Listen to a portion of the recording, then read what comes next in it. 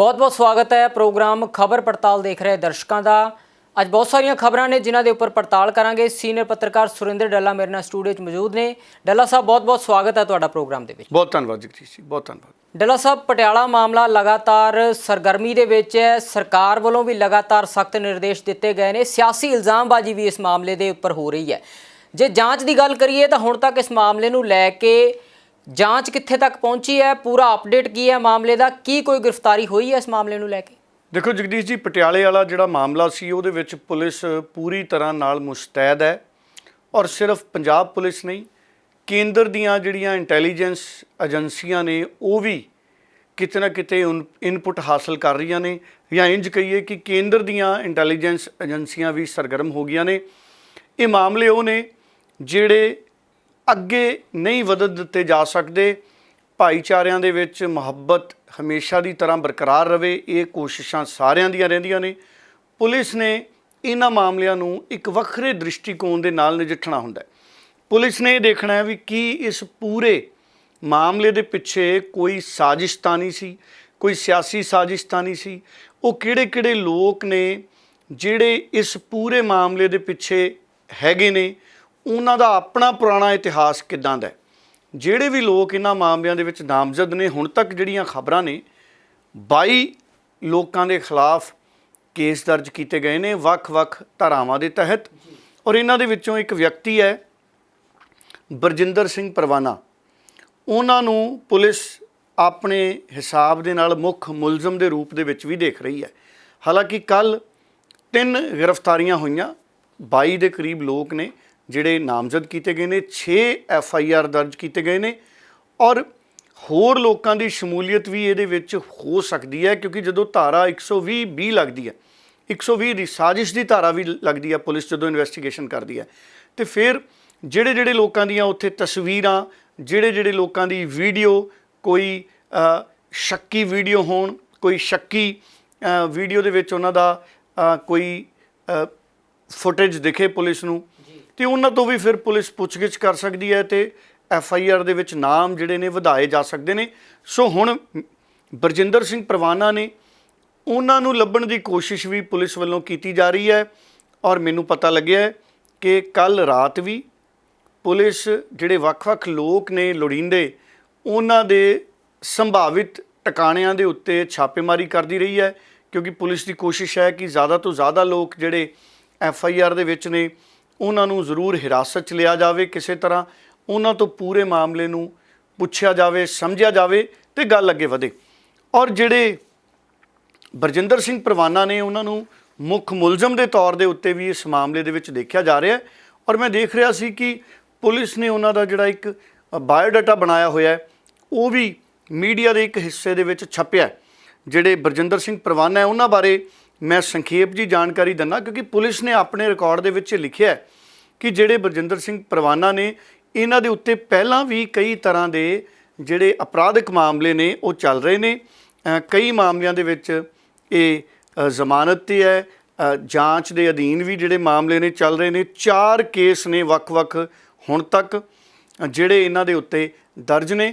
और पुलिस का ये कहना है कि 2007 ते 8 दे विच बरजिंदर सिंह परवाना ये जिहड़े व्यक्ति ने ये सिंगापुर भी गए सी, ते उस तो बाद 17-18 महीनों तो बाद सिंगापुर तो वापस आए और जिस तो बाद ये प्रचार दे विच, धार्मिक प्रचार दे विच रुझ गए। और ये भी दस्सिया गया कि 2017 दे विच इन्हां ने एक चैरिटेबल सोसाइटी भी स्थापित की सी और उस तो बाद समाज सेवा के काम दे विच भी ये रुझे रहे। और ਵੱਖ-ਵੱਖ समय तो ये जिहड़े व्यक्ति ने, ये ਜਿਹੜੇ कोई धार्मिक मामले ने, किते कोई मसला है, तो उन्होंने विच आवाज़ उठाने वाले नुमाइंदे के तौर के उत्ते भी सरगर्म रहे। सो ये ब्रीफ जा इन्हां दे बारे जानकारी है पुलिस के रिकॉर्ड दे विच है। पुलिस के रिकॉर्ड के मुताबिक ये कई बारी जिहड़े अपने भाषण वगैरह ने, अपने संबोधन वगैरह ने ਵੱਖ-ਵੱਖ मुद्दों ते उन्होंने भी सोशल मीडिया के उत्ते अपलोड करते हैं। सो पुलिस कोले इन्हां दा पूरा वेरवा है। और इन्हां दा जिहड़ी रहायश है बरजिंदर सिंह परवाना दी, वो पटियाला दे ਜ਼ਿਲ੍ਹਾ पटियाला के राजपुरा नाल संबंधित है। सो पुलिस इन्हां नूं मुख मुलਜ਼ਮ के तौर पर देख रही है। मुखविंदर सिंह छीना ਜਿਹੜੇ ਕਿ ਆਈਜੀ ਨੇ ਪਟਿਆਲਾ ਰੇਂਜ ਦੇ ਨਵੇਂ, ਇਸ ਤੋਂ ਪਹਿਲਾਂ ਰਕੇਸ਼ ਅਗਰਵਾਲ ਪਟਿਆਲਾ ਰੇਂਜ ਦੇ ਆਈਜੀ ਸੀ, ਉਹਨਾਂ ਨੂੰ ਬਦਲ ਦਿੱਤਾ ਗਿਆ ਕਿਉਂਕਿ ਇਸ ਤਰੀਕੇ ਦੀਆਂ ਜਾਣਕਾਰੀਆਂ ਸੀ ਕਿ ਜਿਹੜੇ ਸੂਬੇ ਦੇ ਮੁੱਖ ਮੰਤਰੀ ਨੇ ਭਗਵੰਤ ਮਾਨ ਜਗਦੀਸ਼ ਜੀ, ਉਹ ਪੁਲਿਸ ਦੀ ਕਾਰਗੁਜ਼ਾਰੀ ਤੋਂ ਨਾਰਾਜ਼ ਰਹੇ ਨੇ। ਭਗਵੰਤ ਮਾਨ ਇਸ ਕਰਕੇ ਨਾਰਾਜ਼ ਨੇ, ਭਗਵੰਤ ਮਾਨ ਨੂੰ ਇਹ ਲੱਗਦਾ ਕਿ ਪੁਲਿਸ ਨੇ ਜ਼ਿਆਦਾ ਮਿਹਨਤ ਨਹੀਂ ਕੀਤੀ, ਹਾਲਾਤਾਂ ਨੂੰ ਸਮਝਿਆ ਨਹੀਂ ਔਰ ਪੁਲਿਸ ਦੀ ਕਾਰਵਾਈ ਤੋਂ ਸੰਤੁਸ਼ਟ ਨਹੀਂ, ਕਿਉਂਕਿ ਇਹ ਘਟਨਾ ਨਹੀਂ ਸੀ ਵਾਪਰਨੀ ਚਾਹੀਦੀ। ਭਗਵੰਤ ਮਾਨ ਇਹ ਚਾਹੁੰਦੇ ਸੀ ਔਰ ਇਹ ਵੀ ਪਤਾ ਲੱਗਿਆ, ਮੀਡੀਆ ਦੇ ਵਿੱਚ ਰਿਪੋਰਟਾਂ ਸੀ ਵੀ ਕਿਤੇ ਨਾ ਕਿਤੇ ਜਿਹੜੇ ਪੰਜਾਬ ਦੇ ਡੀਜੀਪੀ ਹੈ ਉਹਨਾਂ ਤੋਂ ਵੀ ਉਹ ਇਸ ਮਾਮਲੇ ਦੇ ਵਿੱਚ ਅਸੰਤੁਸ਼ਟ ਨੇ, ਜਿਸ ਤਰੀਕੇ ਦਾ ਇਹ ਮਾਮਲਾ ਉਭਰਿਆ। ਹੁਣ ਦੇਖੋ, ਦੋ ਗੱਲਾਂ ਨੇ, ਕਈ ਅਫਸਰ ਬਦਲ ਦਿੱਤੇ ਗਏ ਨੇ, ਵੈਸੇ ਤਾਂ ਬੜੇ ਕਾਬਲ ਅਫਸਰ ਸੀ। ਨਾਨਕ ਸਿੰਘ ਹੋਰੀ ਜਿਹੜੇ ਪਟਿਆਲੇ ਦੇ ਐਸਐਸਪੀ ਸੀ, ਉਹਨਾਂ ਦਾ ਤਬਾਦਲਾ ਹੋ ਗਿਆ। ਫਿਰ ਇੱਕ ਉੱਥੇ ਐਸਪੀ ਪੱਧਰ ਦੇ ਅਧਿਕਾਰੀ ਸੀ, ਉਹਨਾਂ ਦਾ ਤਬਾਦਲਾ ਹੋ ਗਿਆ। ਰਕੇਸ਼ ਅਗਰਵਾਲ, ਇਹ ਵੀ ਬੜੇ ਕਾਬਲ ਪੁਲਿਸ ਅਫਸਰ ਸੀ, ਆਈਜੀ ਪੱਧਰ ਦੇ ਅਧਿਕਾਰੀ ਸੀ, ਇਹਨਾਂ ਦਾ ਤਬਾਦਲਾ ਵੀ ਹੋ ਗਿਆ। ਹੁਣ ਇਹ ਤਾਂ ਜਿਵੇਂ ਜਿਵੇਂ ਜਾਂਚ ਅੱਗੇ ਵਧੇਗੀ, ਪੂਰੀ ਜਾਂਚ ਤੋਂ ਬਾਅਦ ਜਗਦੀਸ਼ ਜੀ ਸਾਹਮਣੇ ਆਉਣਾ ਹੈ ਕਿ ਅਸਲ ਘਟਨਾ ਦਾ ਕਾਰਨ ਕੀ ਸੀ, ਮੁੱਖ ਮੁਲਜ਼ਮ ਕਿਹੜੇ ਸੀ, ਉਹਨਾਂ ਦਾ ਉਦੇਸ਼ ਕੀ ਸੀ, ਕੀ ਇਹ ਗਲਤਫਹਿਮੀ ਦੇ ਵਿੱਚ ਮਾਮਲਾ ਅੱਗੇ ਵਧਿਆ ਜਾਂ ਇਹਦੇ ਪਿੱਛੇ ਸਾਜ਼ਿਸ਼ ਸੀ। ਗਲਤਫਹਿਮੀ ਜਾਂ ਸਾਜ਼ਿਸ਼, ਇਹ ਦੋ ਮੋٹے-ਮੋٹے ਰੂਪ ਦੇ ਵਿੱਚ ਕਾਰਨ ਨੇ ਜਿਨ੍ਹਾਂ ਦੇ ਉੱਤੇ ਪੁਲਿਸ ਦੀ ਇਨਵੈਸਟੀਗੇਸ਼ਨ ਅੱਗੇ ਵਧੇਗੀ ਔਰ ਕੇਂਦਰ ਦੀਆਂ ਜਿਹੜੀਆਂ ਇੰਟੈਲੀਜੈਂਸ ਏਜੰਸੀਆਂ ਨੇ ਉਹ ਅੱਗੇ ਵਧਣਗੀਆਂ। ਫਿਲਹਾਲ ਨਵੇਂ ਅਫਸਰ ਲਾਏ ਗਏ ਨੇ, ਆਈਜੀ ਮੁਖਵਿੰਦਰ ਸਿੰਘ ਚੀਨਾ ਲਾਏ ਗਏ ਨੇ, ਪਹਿਲਾਂ ਬਠਿੰਡਾ ਰੇਂਜ ਦੇ ਆਈਜੀ ਰਹੇ ਔਰ ਪਿਛਲੇ ਸਮੇਂ 'ਚ ਮੁਖਵਿੰਦਰ ਸਿੰਘ ਚੀਨਾ ਹੋਰੀ ਪਟਿਆਲਾ ਰੇਂਜ ਦੇ ਆਈਜੀ ਵੀ ਰਹੇ ਨੇ ਜਦੋਂ ਚਰਨਜੀਤ ਸਿੰਘ ਚੰਨੀ ਦੀ ਸਰਕਾਰ ਸੀ। ਹੁਣ ਉਹਨਾਂ ਦੀ ਦੁਬਾਰਾ ਤੈਨਾਤੀ ਕੀਤੀ ਗਈ ਹੈ ਕਿਉਂਕਿ ਉਹ ਬਹੁਤ ਚੰਗੀ ਤਰ੍ਹਾਂ ਇੱਥੋਂ ਦੇ ਹਾਲਾਤਾਂ ਦੇ ਨਾਲ ਵੀ ਵਾਕਫ ਨੇ। ਰਕੇਸ਼ ਅਗਰਵਾਲ ਉਹਨਾਂ ਨੂੰ ਹਾਲ ਦੀ ਘੜੀ ਤਬਦੀਲ ਕਰ ਦਿੱਤਾ ਗਿਆ, ਉਹ ਵੀ ਬੜਾ ਲੰਮਾ ਸਮਾਂ ਮੁੱਖ ਮੰਤਰੀ ਦੀ ਸੁਰੱਖਿਆ ਦੇ ਵਿੱਚ ਵੀ ਰਹੇ ਨੇ, ਸੋ ਉਹ ਵੀ ਕਾਬਲ ਅਫਸਰ ਮੰਨੇ ਜਾਂਦੇ ਨੇ, ਪਰ ਹੁਣ ਬਦਲ ਦਿੱਤੇ ਗਏ ਨੇ। ਔਰ ਪਾਰਕ ਸਾਹਿਬ ਉਹ ਨਵੇਂ ਪਟਿਆਲਾ ਦੇ ਐਸਐਸਪੀ ਲਾਏ ਗਏ ਨੇ। ਵਜ਼ੀਰ ਸਿੰਘ ਉਹਨਾਂ ਨੂੰ ਵੀ ਐਸਪੀ ਪਟਿਆਲਾ ਦੇ ਵਿੱਚ ਲਾਇਆ ਗਿਆ। ਸੋ ਨਵੇਂ ਅਫਸਰਾਂ ਦੀ ਹੁਣ ਤੈਨਾਤੀ ਕੀਤੀ ਗਈ ਹੈ। ਪੁਲਿਸ ਦੀ ਕੋਸ਼ਿਸ਼ ਇਹ ਹੈ ਕਿ ਜਿਹੜੇ 6 ਐਫਆਈਆਰ ਨੇ, 6 ਐਫਆਈਆਰ ਦੇ ਵਿੱਚ ਜਿਹੜੇ ਲੋੜੀਂਦੇ ਲੋਕ ਨੇ ਉਹਨਾਂ ਦੀ ਗ੍ਰਿਫਤਾਰੀ ਕੀਤੀ ਜਾਵੇ, ਕਿਉਂਕਿ ਔਰ ਕੱਲ੍ਹ ਕਿਉਂਕਿ ਬੰਦ ਵੀ ਸੀ ਪੰਜਾਬ 'ਚ, ਇੱਕ ਭਾਈਚਾਰੇ ਵੱਲੋਂ ਬੰਦ ਦੀ ਕਾਲ ਦਿੱਤੀ ਗਈ ਸੀ ਪੂਰੇ ਪੰਜਾਬ ਦੇ ਵਿੱਚ ਔਰ ਪੂਰਾ ਸ਼ਾਂਤੀਪੂਰਵਕ ਰਿਹਾ ਬੰਦ ਔਰ ਦੋਵੇਂ ਧਿਰਾਂ ਆਪਸ ਦੇ ਵਿੱਚ ਇਸ ਗੱਲ ਨੂੰ ਮਹਿਸੂਸ ਕਰਦੀਆਂ ਨੇ, ਦੋਵੇਂ ਧਿਰਾਂ, ਕਿ ਕੋਈ ਨਾ ਕੋਈ ਗਲਤਫਹਿਮੀ ਰਹੀ, ਕਿਉਂਕਿ ਉਦੇਸ਼ ਕਿਸੇ ਦਾ ਵੀ, ਦੋਨੇ ਧਿਰਾਂ ਦਾ ਉਦੇਸ਼ ਮੁੱਢਲੇ ਰੂਪ ਦੇ ਵਿੱਚ ਜਥੇਬੰਦੀਆਂ ਦਾ ਇਸ ਤਰੀਕੇ ਦਾ ਨਹੀਂ ਸੀ ਜਿਸ ਤਰ੍ਹਾਂ ਦਾ ਮਾਮਲਾ ਬਣਿਆ। ਪਰ ਫਿਰ ਵੀ ਹੁਣ ਇਨਵੈਸਟੀਗੇਸ਼ਨ ਹੋਏਗੀ ਔਰ ਕਿਉਂਕਿ ਇਹਦੇ 'ਤੇ ਸਿਆਸਤ ਵੀ ਹੋ ਰਹੀ ਹੈ। ਵਿਰੋਧੀ ਪਾਰਟੀਆਂ ਨੇ ਭਗਵੰਤ ਮਾਨ ਨੂੰ ਜਗਦੀਸ਼ ਜੀ ਨਿਸ਼ਾਨਾ ਬਣਾਇਆ ਕਿ ਭਗਵੰਤ ਮਾਨ ਦੀ ਸਰਕਾਰ 'ਚ ਲਾ ਐਂਡ ਆਰਡਰ ਸਹੀ ਨਹੀਂ ਹੈ, ਭਗਵੰਤ ਮਾਨ ਦੇ ਉੱਪਰ ਦਬਾਅ ਵੀ ਹੈ ਕਿਤੇ ਨਾ ਕਿਤੇ। ਔਰ ਦਿੱਲੀ ਗਏ ਸੀ ਭਗਵੰਤ ਮਾਨ, ਜਦੋਂ ਭਗਵੰਤ ਮਾਨ ਦਿੱਲੀ ਗਏ ਕੱਲ੍ਹ ਔਰ ਪਰਸੋਂ ਜਿਹੜਾ ਆਮ ਆਦਮੀ ਪਾਰਟੀ ਵੱਲੋਂ ਪ੍ਰੈਸ ਕਾਨਫਰੰਸ ਕੀਤੀ ਗਈ, ਉਹਦੇ ਵਿੱਚ ਪੋਲੀਟੀਕਲ ਪਾਰਟੀਆਂ 'ਤੇ ਵੀ ਇਲਜ਼ਾਮ ਲਾਇਆ ਗਿਆ ਸੀ ਕਿ ਪੋਲੀਟੀਕਲ ਪਾਰਟੀਆਂ ਦੀ ਸਾਜ਼ਿਸ਼ ਹੈ। ਦੇਖੋ, ਹਾਲਾਂਕਿ ਇੱਕ ਪੋਲੀਟੀਕਲ ਪਾਰਟੀ ਹੈ ਜਿਹਦੇ ਬਾਰੇ ਦੱਸਿਆ ਜਾ ਰਿਹਾ ਹੈ ਕਿ ਉਹਨਾਂ ਦਾ ਜਿਹੜਾ ਇੱਕ ਮੈਂਬਰ ਹੈ ਉਹ ਵੀ ਇਹਨਾਂ 22 ਲੋਕਾਂ ਦੇ ਵਿੱਚ ਹੋ ਸਕਦਾ ਹੈ, ਪਰ ਇਹ ਇਨਵੈਸਟੀਗੇਸ਼ਨ ਦਾ ਮਸਲਾ ਹੈ। ਪਰ ਮੁੱਖ ਰੂਪ ਦੇ ਵਿੱਚ ਅਕਾਲੀ ਦਲ, ਬੀਜੇਪੀ ਔਰ ਕਾਂਗਰਸ ਇਹਨਾਂ ਨੇ ਸਪਸ਼ਟ ਕਹਿਤਾ ਕਿ ਸਾਡੀ ਧਿਰ ਦਾ ਕੋਈ ਵੀ ਅਗਰ ਲੀਡਰ ਜਾਂ ਵਲੰਟੀਅਰ ਅਗਰ ਇਸ ਮਾਮਲੇ ਦੇ ਵਿੱਚ ਕਿਤੇ ਉਹਦੀ ਇਨਵੋਲਵਮੈਂਟ ਹੈ, ਸ਼ਮੂਲੀਅਤ ਹੈ, ਤੇ ਤੁਰੰਤ ਉਸ ਨੂੰ ਗ੍ਰਿਫਤਾਰ ਕੀਤਾ ਜਾਵੇ। ਪਰ ਇਹ ਨਾ ਕਿਹਾ ਜਾਵੇ ਕਿ ਇਹਦੇ ਪਿੱਛੇ ਅਕਾਲੀ ਦਲ, ਕਾਂਗਰਸ ਜਾਂ ਬੀਜੇਪੀ ਨੇ ਸਾਜ਼ਿਸ਼ ਰਚੀ ਹੈ। ਮੈਂ ਬੀਜੇਪੀ ਦੇ ਲੀਡਰਾਂ ਦੀ ਗੱਲ ਵੀ ਜਗਦੀਸ਼ ਜੀ ਸੁਣ ਰਿਹਾ ਸੀ। ਅਨਿਲ ਸਰੀਨ ਉਹਨਾਂ ਨੇ ਸਪਸ਼ਟ ਕਿਹਾ ਹੈ ਕਿ ਬੀਜੇਪੀ ਦਾ ਕੋਈ ਲੈਣਾ ਦੇਣਾ ਨਹੀਂ ਹੈ। ਅਕਾਲੀ ਦਲ ਦੇ ਚਰਨਜੀਤ ਸਿੰਘ ਬਰਾੜ ਦਾ ਬਿਆਨ ਆਇਆ, ਬਿਕਰਮ ਸਿੰਘ ਮਜੀਠੀਆ ਉਹਨਾਂ ਦੇ ਵਕੀਲ ਨੇ, ਬੜੇ ਸੀਨੀਅਰ ਬੁਲਾਰੇ ਨੇ, ਉਹਨਾਂ ਦਾ ਬਿਆਨ ਆਇਆ। ਅਕਾਲੀ ਦਲ ਦੇ ਹੋਰ ਲੀਡਰਾਂ ਦਾ ਬਿਆਨ ਵੀ ਆਇਆ ਔਰ ਉਹਨਾਂ ਨੇ ਸਪਸ਼ਟ ਕਿਹਾ ਕਿ ਸਾਡਾ ਕੋਈ ਵੀ ਲੀਡਰ ਅਗਰ ਕਿਤੇ ਕੋਈ ਵਲੰਟੀਅਰ ਦਾ ਨਾਮ ਵੀ ਆਉਂਦਾ ਤੇ ਸਰਕਾਰ ਗ੍ਰਿਫਤਾਰ ਕਰਕੇ ਸਾਰਵਜਨਿਕ ਕਰੇ, ਇਲਜ਼ਾਮ ਨਾ ਲਾਵੇ। ਔਰ ਮੈਨੂੰ ਇਹ ਲੱਗਦਾ ਜਗਦੀਸ਼ ਜੀ ਕਿ ਇਹ ਮਾਮਲੇ ਇੰਨੇ ਜ਼ਿਆਦਾ ਨਾਜ਼ੁਕ ਹੁੰਦੇ ਨੇ, ਪੋਲੀਟੀਕਲ ਇਲਜ਼ਾਮਬਾਜ਼ੀ ਤੋਂ ਡਰਨਾ, ਬਚਣਾ ਚਾਹੀਦਾ ਹੈ। ਭਗਵੰਤ ਮਾਨ ਕਿਉਂਕਿ ਮੁੱਖ ਮੰਤਰੀ ਨੇ, ਉਹ ਕਾਨੂੰਨ ਦੇ ਚਸ਼ਮੇ ਦੇ ਨਾਲ ਚੀਜ਼ਾਂ ਨੂੰ ਦੇਖਣ, ਉਹਨਾਂ ਨੂੰ ਵੀ ਪੋਲੀਟੀਕਲ ਬਿਆਨ ਦੇਣ ਤੋਂ ਗੁਰੇਜ਼ ਕਰਨਾ ਚਾਹੀਦਾ ਹੈ। ਔਰ ਕਿਉਂਕਿ ਇਹ ਮਾਮਲੇ ਉਹ ਨੇ ਜਦੋਂ ਇਹਨਾਂ ਦੇ ਉੱਤੇ ਸਿਆਸਤ ਹੋਣ ਲੱਗ ਜੇ ਨਾ, ਫਿਰ ਇਹ ਮਾਮਲੇ ਵਿਗੜ ਜਾਂਦੇ ਨੇ। ਸਾਡੇ ਕੋਲੇ ਪੁਰਾਣੇ ਮਾਮਲਿਆਂ ਦੀ ਉਦਾਹਰਨ ਹੈ, ਕੋਟਕਪੁਰ ਵਾਲੇ ਮਾਮਲੇ ਨੇ, ਬਰਗਾੜੀ, ਬਹਿਬਲ ਕਲਾਂ ਸੀ, ਪੁਰਾਣੇ ਮਾਮਲੇ ਦੇਖੇ ਨੇ। ਜਦੋਂ ਜਦੋਂ ਸਿਆਸਤ ਹੋਊਗੀ ਫਿਰ ਉਹ ਮਾਮਲੇ ਉਲਝ ਜਾਂਦੇ ਨੇ ਔਰ ਉੱਥੇ ਜਥੇਬੰਦੀਆਂ ਨੇ ਪਹਿਲਾਂ ਹੀ ਸਮਾਂ ਦੇ ਰੱਖਿਆ ਪੰਜਾਬ ਦੀ ਸਰਕਾਰ ਨੂੰ, ਇੱਕ ਨਿਸ਼ਚਿਤ ਸਮਾਂ ਦੇ ਰੱਖਿਆ। ਉਸ ਤੋਂ ਬਾਅਦ ਉਹ ਵੀ ਕਹਿ ਰਹੇ ਨੇ ਕਿ ਅਸੀਂ ਆਪਣਾ ਅੰਦੋਲਨ ਵੱਡਾ ਕਰਾਂਗੇ। ਸੋ ਭਗਵੰਤ ਮਾਨ ਉਹਨਾਂ ਦੀ ਨਵੀਂ ਸਰਕਾਰ ਹੈ, ਨਵੇਂ ਮੁੱਖ ਮੰਤਰੀ ਬਣੇ ਨੇ ਔਰ ਇਸ ਵਕਤ ਉਹਨਾਂ ਨੂੰ ਪੂਰਾ ਧਿਆਨ ਅਮਨ ਕਾਨੂੰਨ ਤੇ ਲਾਅ ਐਂਡ ਆਰਡਰ ਤੇ ਅਫਸਰਾਂ ਦੀ ਕਾਰਗੁਜ਼ਾਰੀ ਤੇ ਇੱਕ ਤਾਲਮੇਲ ਬਣਾ ਕੇ ਅਫਸਰਾਂ ਦੇ ਨਾਲ ਸਰਕਾਰ ਚਲਾਉਣ ਦੇ ਉੱਤੇ ਰੱਖਣਾ ਚਾਹੀਦਾ, ਤਾਂ ਕਿ ਬਹੁਤ ਚੰਗੇ ਹਾਲਾਤਾਂ ਦੇ ਵਿੱਚ ਆਦਰਸ਼ ਤਰੀਕੇ ਨਾਲ ਪੰਜਾਬ ਦੀ ਸਰਕਾਰ ਚੱਲੇ। ਔਰ ਜਿਹੜਾ ਬਿਆਨਾਂ ਦਾ ਕੰਮ ਹੈ ਉਹ ਸਿਆਸਤ ਇਸ ਮਾਮਲੇ 'ਚ ਨਹੀਂ ਹੋਣੀ ਚਾਹੀਦੀ। ਸਾਰੀਆਂ ਪੋਲੀਟੀਕਲ ਪਾਰਟੀਆਂ ਨੂੰ ਹੀ ਬਿਆਨ ਬੇਲੋੜੀਂਦੇ ਗੈਰ ਲੋੜੀਂਦੇ ਬਿਆਨ ਨੇ ਜਿਹੜੇ ਉਹ ਨਹੀਂ ਦਿੱਤੇ ਜਾਣੇ ਚਾਹੀਦੇ। ਔਰ ਇਹ ਵੀ ਹੋ ਸਕਦਾ ਕਿ ਅੱਜ ਵੀ ਪੁਲਿਸ ਨੇ, ਕਿਉਂਕਿ ਕੱਲ੍ਹ ਰਾਤ ਵੀ ਕਈ ਜਗ੍ਹਾ 'ਤੇ ਪੁਲਿਸ ਨੇ ਚੈਕਿੰਗ ਕੀਤੀ, ਛਾਪੇਮਾਰੀ ਕਹਿ ਦਿੰਦੇ ਹਾਂ ਸਧਾਰਨ ਸ਼ਬਦਾਂ ਦੇ ਵਿੱਚ। ਹੋ ਸਕਦਾ ਪੁਲਿਸ ਅੱਜ ਇਹ ਵੀ ਦੱਸੇ ਕਿ ਕੋਈ ਹੋਰ ਇਸ ਮਾਮਲੇ 'ਚ ਗ੍ਰਿਫਤਾਰੀਆਂ ਕੀਤੀਆਂ ਗਈਆਂ ਨੇ ਜਾਂ ਨਹੀਂ ਗਈਆਂ ਨੇ। ਔਰ ਜਿਹੜੇ ਮੁੱਖ ਮੁਲਜ਼ਮ ਮੰਨੇ ਜਾ ਰਹੇ ਨੇ ਬਰਜਿੰਦਰ ਸਿੰਘ ਪਰਵਾਨਾ ਜੀ, ਉਹਨਾਂ ਦੇ ਬਾਰੇ ਵੀ ਪੁਲਿਸ ਅੱਜ ਕੋਈ ਜਾਣਕਾਰੀ ਮੁਖਵਿੰਦਰ ਸਿੰਘ ਚੀਨਾ ਜਾਂ ਉੱਥੋਂ ਦੇ ਐਸਐਸਪੀ ਪਾਰਿਕ ਸਾਹਿਬ ਉਹ ਦੇ ਸਕਦੇ ਨੇ। ਡੱਲਾ ਸਾਹਿਬ, ਭੁਪਿੰਦਰ ਸਿੰਘ ਹਨੀ ਦੇ ਜ਼ਮਾਨਤ ਦੇ ਮਾਮਲੇ ਦੀ ਅਰਜ਼ੀ ਦੇ ਉੱਪਰ ਕੱਲ ਸੁਣਵਾਈ ਹੈ, ਇਸ ਮਾਮਲੇ ਦੇ ਵਿੱਚ ਕੀ ਕਹਿਣਾ ਚਾਹੋਗੇ? ਦੇਖੋ, ਚਰਨਜੀਤ ਚੰਨੀ ਉਹਨਾਂ ਦਾ ਰਿਸ਼ਤੇਦਾਰ ਹੈ ਭੁਪਿੰਦਰ ਸਿੰਘ ਹਨੀ, ਸਾਨੂੰ ਸਾਰਿਆਂ ਨੂੰ ਪਤਾ ਹੈ। ਪਿਛਲੇ ਸਾਲ ਚੋਣਾਂ ਤੋਂ ਠੀਕ ਪਹਿਲਾਂ 18 ਜਨਵਰੀ ਨੂੰ ਭੁਪਿੰਦਰ ਸਿੰਘ ਹਨੀ ਹੋਰਾਂ ਨੂੰ ਈਡੀ ਵੱਲੋਂ ਰੇਡ ਮਾਰ ਕੇ ਗ੍ਰਿਫਤਾਰ ਕੀਤਾ ਗਿਆ ਸੀ ਔਰ ਉਸ ਵੇਲੇ ਇਹ ਗੱਲ ਸਾਹਮਣੇ ਆਈ ਸੀ ਕਿ ਕਰੀਬ 10 ਕਰੋੜ ਰੁਪਇਆ ਜਿਹੜਾ ਬਰਾਮਦ ਕੀਤਾ ਗਿਆ। ਬਹੁਤ ਵੱਡੀ ਮਾਤਰਾ ਦੇ ਵਿੱਚ ਜਿਹੜੇ ਨੋਟ ਸੀ, ਕੈਸ਼ ਬਰਾਮਦ ਕੀਤੇ ਗਏ ਸੀ ਭੁਪਿੰਦਰ ਸਿੰਘ ਹਨੀ ਔਰ ਇਹਨਾਂ ਦੇ ਇੱਕ ਸਹਿਯੋਗੀ ਤੋਂ। ਔਰ ਉਸ ਤੋਂ ਬਾਅਦ ਹੀ ਇਹ ਇਨਫੋਰਸਮੈਂਟ ਡਾਇਰੈਕਟੋਰੇਟ ਦੇ ਜਿਹੜੇ ਨੇ ਕੇਸ ਦੇ ਵਿੱਚ ਉਹਨਾਂ ਦੀ ਕਸਟਡੀ ਦੇ ਵਿੱਚ ਸੀ। ਔਰ ਜਦੋਂ ਇਹਨਾਂ ਨੂੰ ਪੇਸ਼ ਕੀਤਾ ਗਿਆ ਅਦਾਲਤ ਦੇ ਵਿੱਚ, ਉਸ ਤੋਂ ਬਾਅਦ ਜੁਡੀਸ਼ੀਅਲ ਰਿਮਾਂਡ ਦੇ ਉੱਤੇ ਚੱਲਦੇ ਰਹੇ। ਹਾਲਾਂਕਿ ਇਹ ਇਨਫੋਰਸਮੈਂਟ ਡਾਇਰੈਕਟੋਰੇਟ ਦੀ ਕਸਟਡੀ ਦੇ ਵਿੱਚ ਵੀ ਰਹੇ, ਕਾਫੀ ਲੰਮਾ ਸਮਾਂ ਇਹਨਾਂ ਤੋਂ ਪੁੱਛਗਿੱਛ ਹੋਈ। ਔਰ ਹੁਣ ਤਾਂ ਇਹ ਵੀ ਜਾਣਕਾਰੀਆਂ ਨੇ ਕਿ ਉਸ ਤੋਂ ਬਾਅਦ ਚਰਨਜੀਤ ਚੰਨੀ ਉਹਨਾਂ ਨੂੰ ਵੀ ਬੁਲਾਇਆ ਸੀ ਕੁਝ ਦਿਨ ਪਹਿਲਾਂ ਇਨਫੋਰਸਮੈਂਟ ਡਾਇਰੈਕਟੋਰੇਟ ਨੇ ਔਰ ਉਹਨਾਂ ਤੋਂ ਵੀ ਕੁਝ ਸਵਾਲ ਜਵਾਬ ਚਰਨਜੀਤ ਚੰਨੀ ਉਹਨਾਂ ਤੋਂ ਇਨਫੋਰਸਮੈਂਟ ਡਾਇਰੈਕਟੋਰੇਟ ਨੇ ਪੁੱਛੇ ਨੇ। ਹੁਣ ਕੱਲ੍ਹ ਇਹਨਾਂ ਦਾ ਜਿਹੜਾ ਸਮਾਂ ਜੁਡੀਸ਼ੀਅਲ ਕਸਟਡੀ ਦਾ, ਨਿਆਇਕ ਹਿਰਾਸਤ ਦਾ, ਉਹ ਪੂਰਾ ਹੋ ਗਿਆ ਸੀ। ਕੱਲ੍ਹ ਵੀਡੀਓ ਕਾਨਫਰੰਸਿੰਗ ਦੇ ਜ਼ਰੀਏ ਇਹਨਾਂ ਦੀ ਪੇਸ਼ੀ ਹੋਈ ਔਰ ਜਿਸ ਤੋਂ ਬਾਅਦ ਇਹਨਾਂ ਦੀ ਵੀਡੀਓ ਕਾਨਫਰੰਸਿੰਗ ਦੇ ਨਾਲ ਜਦੋਂ ਇਹਨਾਂ ਦੀ ਪੇਸ਼ੀ ਹੋਈ ਹੈ ਜਗਦੀਸ਼ ਜੀ, ਤੇ ਹੁਣ ਇਹਨਾਂ ਨੂੰ 2 ਮਈ ਨੂੰ ਜ਼ਮਾਨਤ ਦੀ ਅਰਜ਼ੀ ਦੇ ਉੱਤੇ ਇਹਨਾਂ ਦੇ ਫੈਸਲਾ ਹੋ ਸਕਦਾ, ਕਿਉਂਕਿ ਇਹਨਾਂ ਦੀ ਜ਼ਮਾਨਤ ਦੀ ਜਿਹੜੀ ਅਰਜ਼ੀ ਹੈ ਉਹ ਲਾਈ ਗਈ ਹੈ। ਇਨਫੋਰਸਮੈਂਟ ਡਾਇਰੈਕਟੋਰੇਟ ਵੱਲੋਂ ਜਿਹੜੀ ਜਲੰਧਰ ਦੀ ਅਦਾਲਤ ਹੈ ਈਡੀ ਦੀ ਅਦਾਲਤ ਦੇ ਵਿੱਚ, ਇਨਫੋਰਸਮੈਂਟ ਡਾਇਰੈਕਟੋਰੇਟ ਦੀ ਅਦਾਲਤ ਦੇ ਵਿੱਚ 3 ਅਪ੍ਰੈਲ ਨੂੰ ਭੁਪਿੰਦਰ ਸਿੰਘ ਹਨੀ ਉਹਨਾਂ ਦੇ ਖਿਲਾਫ ਚਾਰਜ ਸ਼ੀਟ ਵੀ ਪੇਸ਼ ਕਰ ਦਿੱਤੀ ਗਈ ਸੀ। ਸੋ ਉਸ ਤੋਂ ਬਾਅਦ ਲਗਾਤਾਰ ਪੁੱਛਗਿੱਛ ਦਾ ਸਿਲਸਿਲਾ ਜਿਹੜਾ ਉਹ ਚੱਲਦਾ ਰਿਹਾ ਔਰ ਹੁਣ 2 ਮਈ ਨੂੰ ਜ਼ਮਾਨਤ ਅਰਜ਼ੀ ਦੇ ਉੱਤੇ ਸੁਣਵਾਈ ਹੈ। 2 ਮਈ ਨੂੰ ਤੈਅ ਹੋਏਗਾ ਕਿ ਭੁਪਿੰਦਰ ਹਨੀ ਉਹਨਾਂ ਨੂੰ ਜ਼ਮਾਨਤ ਮਿਲਦੀ ਹੈ ਜਾਂ ਹਜੇ ਉਹਨਾਂ ਨੂੰ ਹੋਰ ਸਮਾਂ ਅਦਾਲਤ ਦੇ ਵਿੱਚ ਰਹਿਣਾ ਪਏਗਾ। ਪਰ ਸਿਆਸੀ ਤੌਰ 'ਤੇ ਵੀ ਇਹ ਮਾਮਲਾ ਕਾਫੀ ਜ਼ਿਆਦਾ ਮਹੱਤਵਪੂਰਨ ਹੈ, ਕਿਉਂਕਿ ਇਹ ਚਰਨਜੀਤ ਚੰਨੀ ਦੇ ਰਿਸ਼ਤੇਦਾਰ ਨੇ।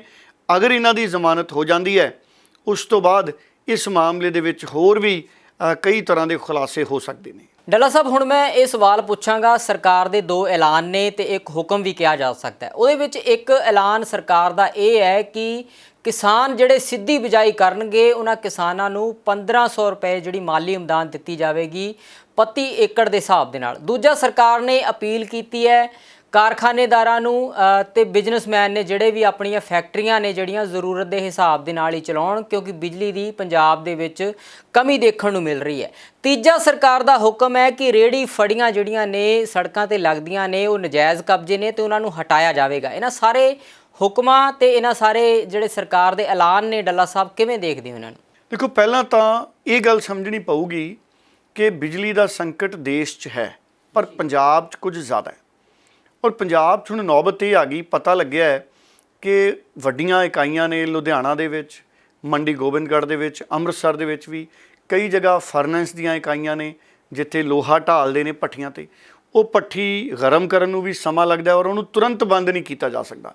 ਕਹਿੰਦੇ ਕਿ ਕੁਝ ਫੈਕਟਰੀਆਂ ਵਾਲਿਆਂ ਨੂੰ ਅਧਿਕਾਰੀਆਂ ਵੱਲੋਂ ਕਿਹਾ ਗਿਆ ਕਿ ਤੁਸੀਂ ਤੁਰੰਤ ਫੈਕਟਰੀਆਂ 'ਚ ਬਿਜਲੀ ਦੀ ਵਰਤੋਂ ਬੰਦ ਕਰ ਦਿਓ, ਤੇ ਭੱਠੀ ਵਾਲਿਆਂ ਨੇ ਸਮਾਂ ਮੰਗਿਆ ਫੈਕਟਰੀ ਵਾਲਿਆਂ ਨੇ, ਕਿਉਂਕਿ ਉਹ ਭੱਠੀ ਇੱਕੋ ਦਮ ਅਗਰ ਬੰਦ ਕਰਦੇ ਨੇ ਤੇ ਉਹਨਾਂ ਦਾ ਰॉ ਮਟੀਰੀਅਲ ਖਰਾਬ ਹੋ ਸਕਦਾ ਹੈ ਤੇ ਖਤਰਾ ਵੀ ਟੈਕਨੀਕਲ ਤੌਰ 'ਤੇ ਆਉਂਦਾ ਹੈ। ਸੋ ਇਹ ਸਮੱਸਿਆ ਉਦਯੋਗਪਤੀਆਂ ਨੂੰ ਆ ਰਹੀ ਹੈ। ਸਰਕਾਰ ਨੇ ਅਪੀਲ ਕੀਤੀ ਹੈ ਉਦਯੋਗਾਂ ਨੂੰ ਕਿ ਲੋੜ ਪੈਣ 'ਤੇ ਹੀ ਉਦਯੋਗ ਚਲਾਓ, ਔਰ ਇਹਦੇ ਨਾਲ ਉਦਯੋਗਪਤੀ ਇਹ ਕਹਿ ਰਹੇ ਨੇ ਵੀ ਅਸੀਂ ਕਿਸੇ ਹੱਦ ਤੱਕ ਤਾਂ ਸਹਿਮਤ ਹਾਂ ਕਿ ਅਸੀਂ ਲੋੜ ਪੈਣ 'ਤੇ ਹੀ ਉਦਯੋਗ ਚਲਾਵਾਂਗੇ, ਪਰ ਜਿਹੜੀ ਪ੍ਰੋਡਕਸ਼ਨ ਹੈ ਉਹਨੂੰ ਹਰ ਸਮੇਂ ਨਹੀਂ ਰੋਕਿਆ ਜਾ ਸਕਦਾ, ਕਿਉਂਕਿ ਮਜ਼ਦੂਰਾਂ ਦੀਆਂ ਤਨਖਾਹਾਂ, ਮੁਲਾਜ਼ਮਾਂ ਦੀਆਂ ਤਨਖਾਹਾਂ ਉਸੇ ਤਰ੍ਹਾਂ ਪੈਣੀਆਂ ਨੇ। ਸਰਕਾਰ ਨੇ ਜਿਹੜੇ ਫਿਕਸ ਟੈਰਿਫ ਹੈ ਬਿਜਲੀ ਦਾ ਉਹ ਉਸੇ ਤਰ੍ਹਾਂ ਲੈਣਾ ਹੈ। ਸੋ ਉਹ ਕਹਿ ਰਹੇ ਨੇ ਕਿ ਇਹ ਸਰਕਾਰ ਦੀ ਜ਼ਿੰਮੇਵਾਰੀ ਹੈ, ਸਰਕਾਰ ਦੇਖੇ ਕਿ ਅਸੀਂ ਵਾਧੂ ਬਿਜਲੀ ਦਾ ਇੰਤਜ਼ਾਮ ਕਿਵੇਂ ਕਰਨਾ ਹੈ, ਔਰ ਵਕਤ ਰਹਿੰਦੇ ਸਰਕਾਰਾਂ ਤੇ ਬਿਜਲੀ ਬੋਰਡ ਵਰਗੇ ਮਹਿਕਮੇ ਇਹ ਇੰਤਜ਼ਾਮ ਕਿਉਂ ਨਹੀਂ ਕਰਦੇ। ਹਾਲਾਂਕਿ ਉਦਯੋਗਪਤੀ ਯਥਾ ਸੰਭਵ ਸਹਿਯੋਗ ਦੀ ਗੱਲ ਤਾਂ ਕਰਦੇ ਨੇ, ਪਰ ਉਹਨਾਂ ਦਾ ਇਹ ਕਹਿਣਾ ਹੈ ਕਿ ਅਗਰ 2-4 ਦਿਨਾਂ ਦੇ ਵਿੱਚ ਸਥਿਤੀ ਨਹੀਂ ਕੰਟਰੋਲ ਦੇ ਵਿੱਚ ਆਉਂਦੀ ਤੇ ਮਜਬੂਰਨ ਸਾਨੂੰ ਵੀ ਸੜਕਾਂ ਤੇ ਆਉਣਾ ਪੈ ਸਕਦਾ ਹੈ। ਔਰ ਦੂਸਰਾ ਇੱਕ ਚੰਗਾ ਫੈਸਲਾ ਹੋਇਆ ਸਰਕਾਰ ਦਾ, 1500 ਰੁਪਏ ਪ੍ਰਤੀ ਏਕੜ ਉਹਨਾਂ ਕਿਸਾਨਾਂ ਨੂੰ ਜਿਹੜੇ ਝੋਨੇ ਦੀ ਸਿੱਧੀ ਬਿਜਾਈ ਕਰਨਗੇ। ਭਗਵੰਤ ਮਾਨ ਦਾ ਬਹੁਤ ਵੱਡਾ ਐਲਾਨ ਹੈ, ਔਰ ਮੈਂ ਕਹਿਣਾ ਕਿ ਇਹ ਐਲਾਨ ਬਹੁਤ ਵੱਡਾ ਸੀ। ਇਹ ਬਿਜਲੀ ਸੰਕਟ ਕਰਕੇ, ਪਟਿਆਲਾ ਮਾਮਲੇ ਕਰਕੇ ਕਿਤੇ ਨਾ ਕਿਤੇ ਇਹਦੀ ਅਹਿਮੀਅਤ ਹੈ ਜਿਹੜੀ ਉਹ ਦਬ ਗਈ, ਪਰ ਇਹ ਇਤਿਹਾਸਕ ਫੈਸਲਾ ਮੈਂ ਕਹੂੰਗਾ ਭਗਵੰਤ ਮਾਨ ਜੀ ਦਾ। ਸਿੱਧੀ ਬਿਜਾਈ ਝੋਨੇ ਦਾ ਕਰਨ ਦਾ ਫਾਇਦਾ ਇਹ ਹੈ ਕਿ ਝੋਨੇ ਦੀ ਪਹਿਲਾਂ ਪਨੀਰੀ ਬੀਜਣ ਦੀ ਲੋੜ ਨਹੀਂ ਤਾਂ ਪਨੀਰੀ ਬੀਜਣ 'ਤੇ ਬਹੁਤ ਜ਼ਿਆਦਾ ਪਾਣੀ ਲੱਗਦਾ ਹੈ, ਔਰ ਸਿੱਧੀ ਬਿਜਾਈ ਹੁਣ 20 ਮਈ ਤੋਂ ਬੀਜੀ ਜਾ ਸਕਦੀ ਹੈ, ਸਰਕਾਰ ਨੇ ਕਹਿ ਦਿੱਤਾ। ਸੋ ਅਗਲੇ 20 ਦਿਨਾਂ ਦੇ ਵਿੱਚ ਮੈਂ ਕਹੂੰਗਾ ਕਿ ਲੋਕ, ਕਿਸਾਨ, ਸਾਡੇ ਮਜ਼ਦੂਰ ਸਾਡੇ ਸਿੱਧੀ ਬਿਜਾਈ ਕਰ ਸਕਦੇ ਨੇ ਝੋਨੇ ਦੀ, ਔਰ 1500 ਰੁਪਏ ਪ੍ਰਤੀ ਏਕੜ ਉਹਨਾਂ ਨੂੰ ਇਹ ਇੱਕ ਤਰੀਕੇ ਨਾਲ ਮੁਆਵਜ਼ਾ, ਬੋਨਸ, ਰਾਇਤ ਕਹਿ ਲਓ। ਔਰ ਦੇਖੋ ਪੰਜਾਬ 'ਚ ਨਾ 33-34 ਲੱਖ ਹੈਕਟੇਅਰ ਦੇ ਵਿੱਚ ਹਰ ਸਾਲ ਅਸੀਂ ਝੋਨੇ ਦੀ ਖੇਤੀ ਹੁੰਦੀ ਹੈ, ਝੋਨਾ ਬੀਜਿਆ ਜਾਂਦਾ ਹੈ, ਔਰ ਪਨੀਰੀ ਬੀਜਣ 'ਤੇ ਪਾਣੀ ਵੀ ਬਹੁਤ ਲੱਗਦਾ ਹੈ, ਔਰ ਲੇਬਰ ਦੀ ਵੀ ਸਮੱਸਿਆ ਸਾਨੂੰ ਕਈ ਵਾਰੀ ਪੈਂਦੀ ਹੈ, ਕਿਉਂਕਿ ਇੱਕੋ ਵੇਲੇ ਝੋਨਾ ਬੀਜਿਆ ਜਾਂਦਾ ਹੈ ਜੂਨ ਦੇ ਵਿੱਚ। 10 ਜੂਨ ਤੋਂ ਬਾਅਦ ਝੋਨਾ ਬੀਜਣਾ ਸ਼ੁਰੂ ਹੁੰਦਾ ਹੈ ਆਮ ਤੌਰ 'ਤੇ, ਔਰ 20 ਮਈ ਦੇ ਨਾਲ ਘੱਟੋ ਘੱਟ 20 ਦਿਨ ਪਹਿਲਾਂ ਝੋਨਾ ਬੀਜਣ ਦਾ ਸਮਾਂ ਆ ਗਿਆ, ਜਿਹਦੇ ਨਾਲ ਲੇਬਰ ਦੀ ਸ਼ਾਰਟੇਜ ਨਹੀਂ ਆਏਗੀ ਔਰ ਪਾਣੀ ਦੀ ਵੀ ਘੱਟ ਵਰਤੋਂ ਹੋਏਗੀ। ਔਰ ਇਹਦੇ ਨਾਲ ਮੈਨੂੰ ਲੱਗਦਾ ਭਗਵੰਤ ਮਾਨ ਉਹਨਾਂ ਨੇ ਜਿਹੜੇ ਵੱਖ-ਵੱਖ ਕਿਸਾਨ ਨੇ ਉਹਨਾਂ ਨਾਲ ਸਲਾਹ ਮਸ਼ਵਰਾ ਕਰਕੇ ਇਹ ਪੂਰੀ ਯੋਜਨਾ ਉਲੀਕੀ ਹੈ। ਤੇ ਹੁਣ ਜਿਹੜਾ ਤੁਸੀਂ ਸਵਾਲ ਕੀਤਾ ਰੇਹੜੀ ਫੜੀ ਵਾਲਿਆਂ ਦਾ, ਦੇਖੋ ਸਰਕਾਰ ਨੇ ਹੁਕਮ ਜਾਰੀ ਕੀਤੇ ਨੇ ਵੱਖ-ਵੱਖ ਕਮਿਸ਼ਨਰਾਂ ਦੇ, ਕਾਰਪੋਰੇਸ਼ਨਾਂ ਦੇ ਕਮਿਸ਼ਨਰਾਂ ਨੂੰ, ਔਰ ਵੱਖ-ਵੱਖ ਜਿਹੜੀਆਂ ਨਗਰ ਕੌਂਸਲਾਂ, ਨਗਰ ਪੰਚਾਇਤਾਂ ਦੇ ਮੁਖੀਆਂ ਨੂੰ, ਔਰ ਲੋਕਲ ਬਾਡੀ ਮਹਿਕਮੇ ਨੂੰ, ਸਥਾਨਕ ਸਰਕਾਰਾਂ ਵੱਲੋਂ ਇਹ ਹੁਕਮ ਜਾਰੀ ਕੀਤਾ ਗਿਆ। ਸਰਕਾਰ ਵੱਲੋਂ ਉਹਨਾਂ ਨੇ ਇਹ ਕਿਹਾ ਕਿ ਤੁਸੀਂ ਸੜਕਾਂ 'ਤੇ ਜਿਹੜੀਆਂ ਰੇਹੜੀਆਂ ਨੇ ਉਹ ਟ੍ਰੈਫਿਕ ਸਮੱਸਿਆ ਦਾ ਕਾਰਨ ਬਣਦੀਆਂ ਨੇ, ਹਾਦਸਿਆਂ ਦਾ ਕਾਰਨ ਬਣਦੀਆਂ ਨੇ, ਇਹਨਾਂ ਨੂੰ ਹਟਾਇਆ ਜਾਵੇ। ਮੈਨੂੰ ਇਹ ਲੱਗਦਾ ਹੈ ਕਿ ਸਰਕਾਰ ਦੀ ਜ਼ਿੰਮੇਵਾਰੀ ਪਹਿਲਾਂ ਰੁਜ਼ਗਾਰ ਪੈਦਾ ਕਰਨ ਵਾਲੇ ਪਾਸੇ ਹੋਣੀ ਚਾਹੀਦੀ ਹੈ।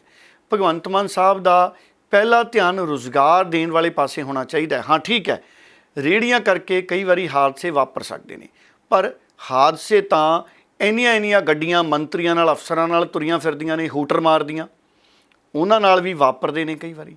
ਸੋ ਹਾਦਸੇ ਵਾਪਰਦੇ ਨੇ, ਪਰ ਸਾਨੂੰ ਇਹ ਸਮਝਣਾ ਪਊਗਾ ਕਿ ਸਾਡਾ ਜਿਹੜਾ ਡੈਮੋਕ੍ਰੇਸੀ ਹੈ, ਸਾਡਾ ਜਿਹੜਾ ਖਾਣ ਪਾਣ ਹੈ, ਸਾਡੀ ਜਿਹੜਾ ਬਾਜ਼ਾਰੀਕਰਨ ਦੀ ਵਿਵਸਥਾ ਹੈ ਉਹ ਕਿਹੋ ਜਿਹੀ ਬਣੀ ਹੈ।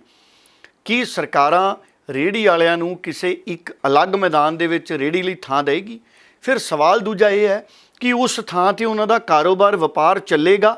ਇਹ ਵੀ ਸਵਾਲ ਬਹੁਤ ਵੱਡਾ ਹੈ, ਕਿਉਂਕਿ ਜਿਹੜਾ ਇੱਕ ਸੱਭਿਆਚਾਰਕ ਤੌਰ ਦੇ ਉੱਤੇ ਇੱਕ ਹਿੱਸਾ ਬਣ ਗਿਆ, ਸੜਕਾਂ ਦੇ ਆਲੇ ਦੁਆਲੇ ਜਗ੍ਹਾ ਘੇਰ ਕੇ ਰੇਹੜੀਆਂ ਖੜ੍ਹਦੀਆਂ ਨੇ ਅਤੇ ਲੋਕ ਉੱਥੋਂ ਸਬਜ਼ੀਆਂ ਵੀ ਸਸਤੀਆਂ ਲੈ ਲੈਂਦੇ, ਫਰੂਟ ਵੀ ਲੈ ਲੈਂਦੇ, ਕੱਪੜੇ, ਹੋਰ ਜ਼ਰੂਰੀ ਸਮਾਨ ਵੀ ਲੈ ਲੈਂਦੇ ਨੇ, ਬਹੁਤ ਸਾਰੀਆਂ ਉਪਯੋਗ ਦੀਆਂ ਵਸਤਾਂ ਵੀ ਇਹਨਾਂ ਰੇਹੜੀਆਂ 'ਚ ਹੁੰਦੀਆਂ ਨੇ।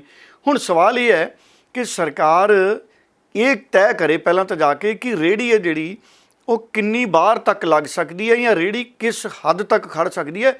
ਉੱਥੇ ਪੀਲੀਆਂ ਜਾਂ ਚਿੱਟੀਆਂ ਲਾਈਨਾਂ ਲਾਈਆਂ ਜਾਣ ਤਾਂ ਕਿ ਟ੍ਰੈਫਿਕ ਨੂੰ ਸਾਫ਼ ਦਿਖਦਾ ਹੋਵੇ ਕਿ ਅਸੀਂ ਲੰਘਣਾ ਕਿਵੇਂ ਹੈ। ਇਸ ਤਰੀਕੇ ਦੇ ਉਪਰਾਲੇ ਪਹਿਲਾਂ ਕੀਤੇ ਜਾਣੇ ਚਾਹੀਦੇ ਨੇ। ਠੀਕ ਹੈ, ਇਸ ਗੱਲ ਤੋਂ ਇਨਕਾਰ ਨਹੀਂ ਕੀਤਾ ਜਾ ਸਕਦਾ ਕਿ ਜੇ ਸੜਕਾਂ 'ਤੇ ਰੇਹੜੀਆਂ ਜ਼ਿਆਦਾ ਲੱਗਣਗੀਆਂ ਤਾਂ ਟ੍ਰੈਫਿਕ ਜ਼ਿਆਦਾ ਹੋਊਗੀ, ਪਰ ਕੋਡ ਆਫ ਕੰਡਕਟ ਬਣਾਇਆ ਜਾਵੇ, ਉਹਨਾਂ ਲੋਕਾਂ ਦੇ ਲਈ ਪਹਿਲਾਂ ਪੁਨਰ ਉਥਾਨ ਦਾ ਸਾਧਨ ਬਣਾਇਆ ਜਾਵੇ। ਕਿਸੇ ਦੀ ਰੇਹੜੀ ਚੁਕਾ ਦੇਣਾ, ਅਚਾਨਕ ਉਹਨੂੰ ਬੇਰੁਜ਼ਗਾਰ ਕਰ ਦੇਣਾ, ਉਸ ਸਮੇਂ 'ਚ ਜਦੋਂ ਅਸੀਂ ਕੋਵਿਡ ਦੇ ਦੌਰ 'ਚੋਂ ਨਿਕਲੇ ਹਾਂ ਅਤੇ ਖਤਰੇ ਫਿਰ ਕੋਵਿਡ ਦੇ ਨੇ, ਰੋਜ਼ੀ ਰੋਟੀ ਦੇ ਇੰਨੇ ਸੰਕਟ ਬਣ ਜਾਣਗੇ। ਹਜ਼ਾਰਾਂ ਲੱਖਾਂ ਰੇਹੜੀਆਂ ਨੇ ਪੰਜਾਬ ਦੇ ਵਿੱਚ। ਕਾਰਪੋਰੇਸ਼ਨਾਂ, ਨਗਰ ਕੌਂਸਲਾਂ ਰੇਹੜੀ ਵਾਲਿਆਂ ਦੇ ਨਾਲ ਮੀਟਿੰਗਾਂ ਕਰਨ, ਇੱਕ ਪਾਲਿਸੀ ਬਣਾਉਣ, ਕਿਉਂਕਿ ਪੰਜਾਬ ਸੁਧਰਨਾ ਪਾਲਿਸੀ ਨਾਲ। ਹੁਣ ਤੁਸੀਂ ਦੇਖੋ ਜਿਹੜੇ ਜੁਗਾੜੂ ਮੋਟਰਸਾਈਕਲ ਤੋਂ ਰੇਹੜੀਆਂ ਬਣੀਆਂ ਸੀ, ਪਹਿਲਾਂ ਉਹਨਾਂ ਨੂੰ ਬੰਦ ਕਰਨ ਦਾ ਹੁਕਮ ਦਿੱਤਾ ਸੀ, ਫਿਰ ਉਹ ਹੁਕਮ ਵਾਪਸ ਲੈਣਾ ਪਿਆ ਕਾਹਲੀ 'ਚ। ਇਸੇ ਤਰ੍ਹਾਂ ਜਿਹੜੀਆਂ ਸੜਕਾਂ ਕਿਨਾਰੇ ਪਿੰਡਾਂ 'ਚ ਬਾਹਰ ਰੇਹੜੀਆਂ ਲੱਗਦੀਆਂ ਨੇ ਉਹਨਾਂ ਦੇ ਬਾਰੇ ਪਹਿਲਾਂ ਇੱਕ ਪਾਲਿਸੀ ਬਣਾਈ ਜਾਵੇ ਕਿ ਇਹਨਾਂ ਨੂੰ ਅਸੀਂ ਕਿਵੇਂ ਦਰੁਸਤ ਕਰਨਾ ਪ੍ਰਕਿਰਿਆ ਨੂੰ, ਰੇਹੜੀਆਂ ਵਾਲਿਆਂ ਨੂੰ, ਕਿ ਇਹਨਾਂ ਨੂੰ ਥਾਂ ਦਈਏ ਜਾਂ ਕੋਈ ਹੱਦਬੰਦੀ ਕਰੀਏ ਸੜਕਾਂ ਦੀ, ਜਾਂ ਅਸੀਂ ਕੋਈ ਹੋਰ ਢੰਗ ਤਰੀਕਾ ਲੱਭੀਏ, ਜਾਂ ਰੇਹੜੀਆਂ ਸਰਕਾਰ ਮੁਹੱਈਆ ਕਰਾਵੇ, ਉਹ ਰੇਹੜੀਆਂ ਚੌੜੀਆਂ ਨਾ ਹੋਣ, ਉਹ ਇੱਕੋ ਸਾਈਜ਼ ਦੀਆਂ ਹੋਣ। ਇਹ ਬੜਾ ਕੁਝ ਆਉਂਦਾ ਜਦੋਂ ਪਾਲਿਸੀ ਬਣਦੀ ਹੈ। ਔਰ ਇਹਨਾਂ ਦੀ ਰੀਹੈਬਿਲਿਟੇਸ਼ਨ, ਇਹਨਾਂ ਦੀ ਰੋਜ਼ੀ ਰੋਟੀ ਨਾ ਬੰਦ ਹੋਵੇ। ਜੇ ਰੋਜ਼ੀ ਰੋਟੀ ਬੰਦ ਹੋ ਗਈ ਤੇ ਫਿਰ ਰੇਹੜੀਆਂ ਚੁਕਵਾਉਣ ਦਾ ਵੀ ਕੀ ਫਾਇਦਾ, ਜੇ ਰੋਜ਼ੀ ਰੋਟੀ ਬੰਦ ਹੋ ਜਾਣੀ ਹੈ। ਤਾਂ ਇਸ ਪਾਸੇ ਨਿਰਪੱਖ ਨਜ਼ਰ ਦੇ ਨਾਲ ਅਫਸਰਾਂ ਨੂੰ ਇੱਕ ਪਾਲਿਸੀ ਬਣਾ ਕੇ ਵਿਚਾਰ ਵਟਾਂਦਰਾ ਕਰਕੇ ਫਿਰ ਫੈਸਲੇ ਲੈਣੇ ਚਾਹੀਦੇ ਨੇ, ਤਾਂ ਹੀ ਸੁਧਾਰੀਕਰਨ ਦੀ ਦਿਸ਼ਾ ਦੇ ਵਿੱਚ ਇਹ ਸਰਕਾਰ ਜਾਊਗੀ। ਕਿਉਂਕਿ ਸਰਕਾਰ ਵਾਅਦਾ ਕਰਕੇ ਆਈ ਹੈ ਰੁਜ਼ਗਾਰ ਦਾ, ਰੁਜ਼ਗਾਰ ਖਤਮ ਨਹੀਂ ਹੋਣੇ ਚਾਹੀਦੇ, ਰੁਜ਼ਗਾਰ ਬਣਨੇ ਚਾਹੀਦੇ। ਬਹੁਤ ਬਹੁਤ ਧੰਨਵਾਦ ਡੱਲਾ ਸਾਹਿਬ, ਤੁਸੀਂ तमाम ਸਿਆਸੀ ਤੇ ਸਮਾਜਿਕ ਸੁਰਖੀਆਂ ਦੇ ਉੱਪਰ ਪੜਤਾਲ ਕੀਤੀ। ਹੁਣ ਆਪਾਂ ਦਰਸ਼ਕਾਂ ਤੋਂ ਵੀ ਇਜਾਜ਼ਤ ਲੈਂਦੇ ਹਾਂ ਜੀ। ਬਹੁਤ ਬਹੁਤ ਧੰਨਵਾਦ ਦਰਸ਼ਕਾਂ ਦਾ। ਬਿਲਕੁਲ, ਬਹੁਤ ਬਹੁਤ ਧੰਨਵਾਦ।